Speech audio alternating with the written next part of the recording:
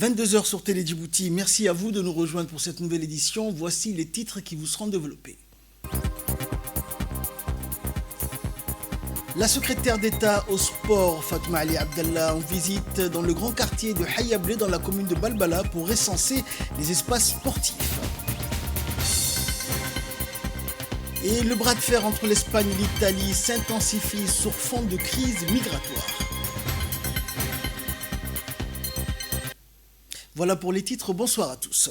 En marge du tournoi estival organisé dans le quartier de Hayablé, dans la commune de Balbala, la secrétaire d'État au sport, Fatouma Ali Abdallah, accompagnée d'une importante délégation de son département et en présence du président de la commune de Balbala, a effectué une visite de terrain consacrée à l'identification et au recensement des espaces sportifs de proximité. Cette démarche vise à dresser un état des lieux des terrains existants dans les différents quartiers, à évaluer leur situation et identifier les besoins en matière d'aménagement et de réhabilitation.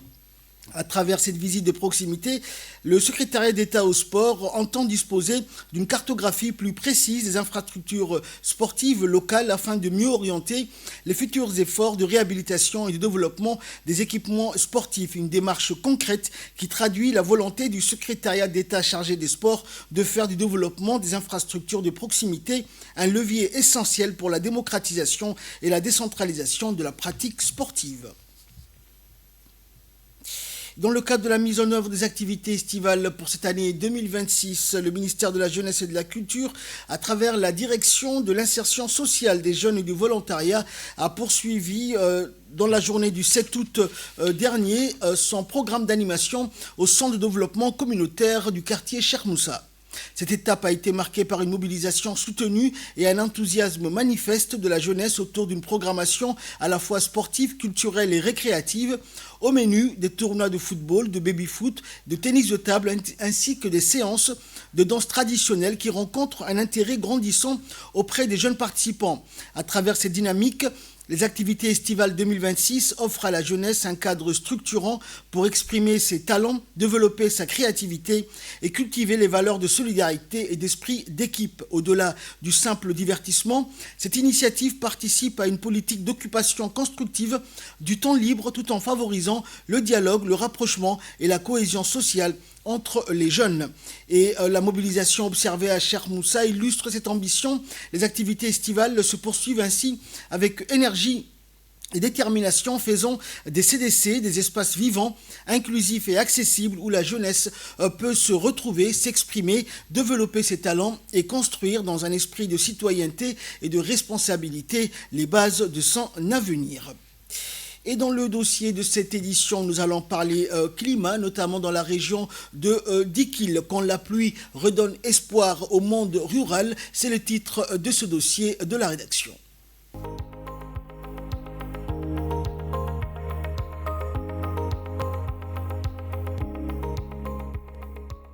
Ces derniers temps, les précipitations enregistrées dans la région de Dikil, d'Assaïla jusqu'au sud de Hanlé, ont profondément transformé le paysage. Les plaines ont retrouvé leur verdure, les oueds ont repris vie et plusieurs zones agricoles bénéficient aujourd'hui des conditions plus favorables. Dans cette région où l'agriculture et l'élevage constituent les principales sources de revenus des nombreuses familles, le retour des pluies représente une véritable bouffée d'oxygène. Les eaux de ruissellement alimentent les terres, améliorent l'humidité des sols et créent des conditions propices aux activités agricoles que les éleveurs profitent du retour du couvert végétal pour leurs troupeaux. À travers plusieurs localités de la région, les effets de cette amélioration de la pluviométrie sont visibles. Les périmètres agricoles retrouvent progressivement leur dynamisme et les productions augmentent lorsque les conditions climatiques sont favorables. Cette dynamique contribue à renforcer les revenus des ménages ruraux et approvisionne les marchés locaux. Cependant, ces résultats ne sont pas uniquement liés aux bonnes pluies. Ils sont aussi le fruit d'années de travail, de patience et d'investissement consentis par les agriculteurs pour restaurer les terres et aménager les périmètres agricoles. L'agriculteur que nous avons rencontré explique qu'il lui a fallu près de 10 ans pour restaurer son périmètre agricole. Aujourd'hui, lorsque la saison des pluies est favorable, les récoltes sont abondantes. Quand les pluies sont au rendez-vous, nous tirons un grand bénéfice. Nous vendons notre production jusqu'au chef-lieu de Dikil, précise-t-il. À Dikil, le retour de la pluie ne transforme pas seulement le paysage, Il redonne également espoir aux communautés rurales et rappelle l'importance de préserver et de valoriser les ressources naturelles pour assurer un développement agricole durable. Dans l'actualité également, un camion poids lourd transportant un conteneur s'est couché sur la chaussée alors qu'il circulait au niveau du rond-point de Doralé. C'était dans la journée d'hier. À la suite de l'accident, le conducteur resté dans la cabine du véhicule a dû être dégagé en urgence avant d'être pris en charge et évacué dans un état d'urgence absolu vers le centre hospitalier pour y recevoir les soins nécessaires. Rapidement dépêchés sur les lieux, les gendarmes de l'escadron de sécurité routière ont procédé aux constatations d'usage afin de déterminer les circonstances exactes de cet accident.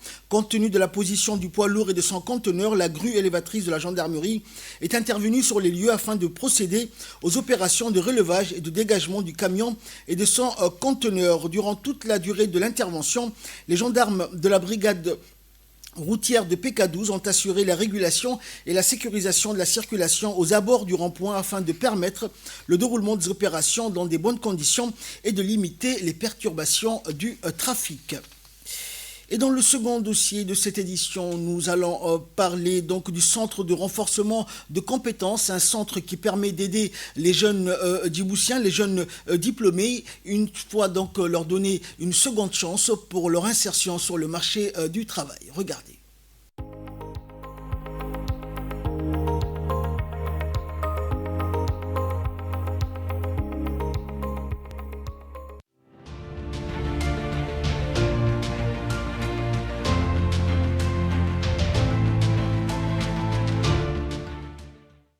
La lutte contre le chômage de jeunes est l'une des priorités de la politique du gouvernement sous l'impulsion du chef de l'État. C'est dans cette dynamique, et aussi pour répondre à la demande croissante en main-d'œuvre qualifiée dans les secteurs portuaires, logistiques et transports, que le pays s'est doté du Centre de ressources et de compétences, CRC. Un centre qui se distingue par son ambition et sa portée stratégique. Opérationnel depuis 5 ans, dans des locaux provisoires, le CRC a été officiellement inauguré en novembre 2024 avec l'ouverture de son propre site. Son objectif, combler le déficit de compétences dans un secteur portuaire en pleine modernisation et accompagner la montée en gamme des secteurs privés. Financé par l'Union européenne et l'AFD, l'Agence française de développement, et placé sous la tutelle de la Chambre de commerce de Djibouti, le CRC incarne aujourd'hui un modèle de partenariat public-privé efficace, salué par les acteurs du secteur. C'est un levier essentiel pour faciliter l'insertion de jeunes et accompagner la modernisation de nos entreprises, nous fait part le président de l'association en charge de la gestion du centre. Nous avons des objectifs stratégiques qui sont le développement des formations qualifiantes, recueillir les besoins du marché et promouvoir la formation en alternance et à l'apprentissage. Faciliter l'insertion professionnelle dans la mesure du possible. Encourager le dialogue et le partenariat. Offrir un appui conseil et expertise sectorielle. Et valoriser les métiers et les compétences.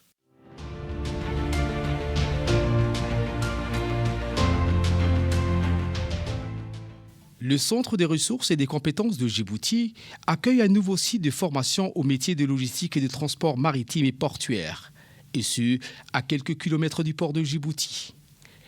À la pointe de la technologie, il comprend, en plus des nombreuses salles destinées aux cours, séminaires ou formations bureautiques, des simulateurs dernier cri. Au total, 3000 étudiants ont été formés entre 2019 et 2024 avec une moyenne de 70% de taux d'insertion. L'objectif du CRC, selon son directeur Abdelrahman Elmi, est avant tout d'assurer une insertion optimale de nos étudiants sur le marché du travail. C'est un modèle qui assure une adéquation permanente de l'offre de la formation et les besoins du marché. Le centre a déjà formé depuis la création plus de 3000 personnes. Ces personnes sont une partie des demandeurs d'emploi, des personnes en reconversion d'emploi, mais aussi des employés qui travaillent dans les secteurs du milieu du transport et de la logistique. Le centre est prêt à accueillir une nouvelle génération de professionnels. Sa capacité d'accueil en offre de formation désormais démultipliée ouvre la voie à de nouvelles opportunités pour la jeunesse. Il constitue une réponse stratégique à la modernisation des métiers du secteur à travers des formations techniques et aux besoins actuels et futurs. Grâce aux formations dispensées, de nombreux jeunes en premier emploi ou en formation professionnalisante expliquent avoir pris confiance en eux et en leurs compétences sur le marché du travail. À l'instar de Moustapha Elmi, chauffeur du poids lourd et employé de Golden Africa.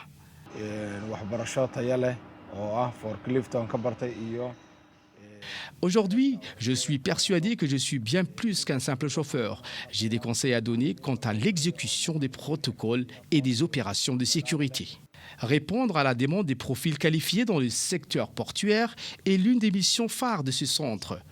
En effet, le centre est en lien avec les autorités portuaires et les entreprises pour comprendre leurs besoins.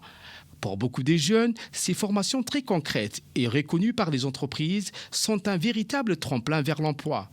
C'est le cas de Aden Gaye et Abdulkader Salah, recrutés au sein de la SGTD, la société de gestion du terminal à conteneurs de Dourali. Cette formation m'a montré clairement le schéma vers mes objectifs. J'ai décroché un travail dans le secteur souhaité juste après. Bénéficiaire d'une formation, accès métier conducteur de grue mobile quai, dispensée par le Centre des ressources et des compétences. Elle correspond tout à fait à ce que j'ai recherché en abordant.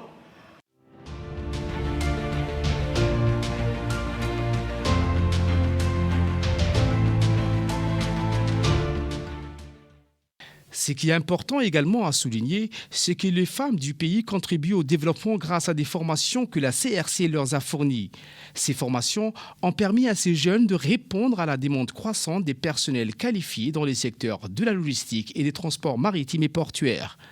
Le centre a permis à Asma Youssouf Ali et Ayane Moussa Abadi de peaufiner leurs connaissances et de mettre à niveau la pratique des différents systèmes que la douane de Djibouti utilise. Formée au centre des CRC, Centre des ressources et des compétences, autant que déclarant en douane et agent de transit.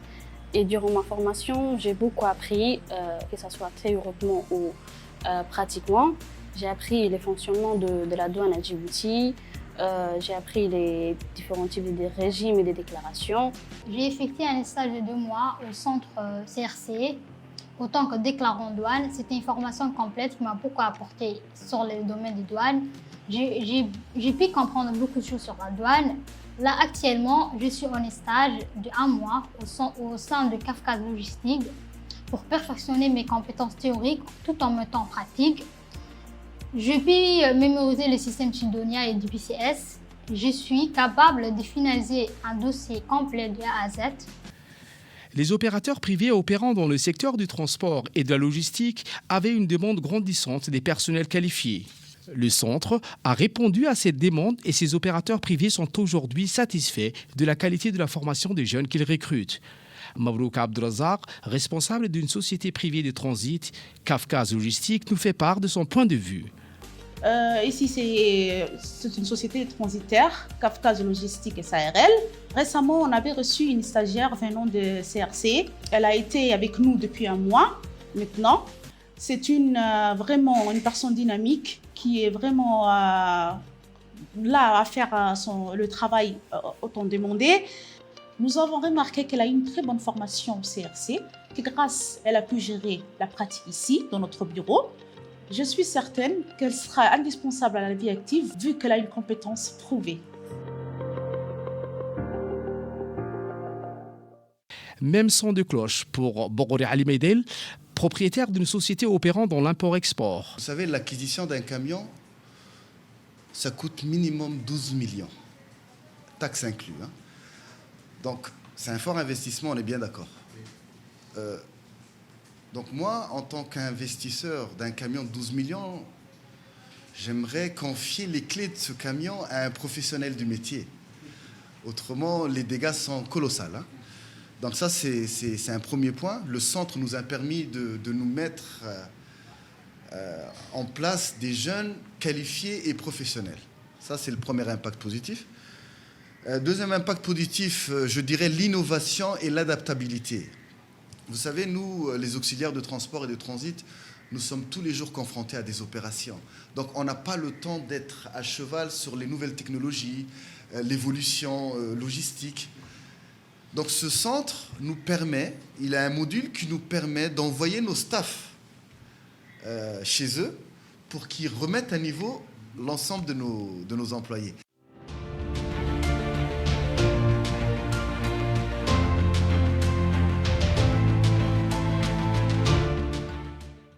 La République de Djibouti est l'un des pays africains de référence sur la qualité des ports.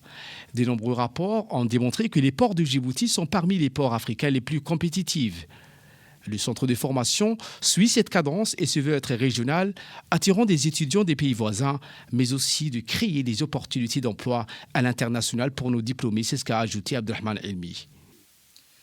Sur le plan régional, le centre a déjà accueilli une cinquantaine de personnes du port de Douala, des Cameroun et de l'Afrique de l'Ouest pour former dans les métiers portiers, sur la conduite d'engins de manutention portière, mais également sur la planification et l'utilisation des systèmes, ce qu'on appelle NEVIS.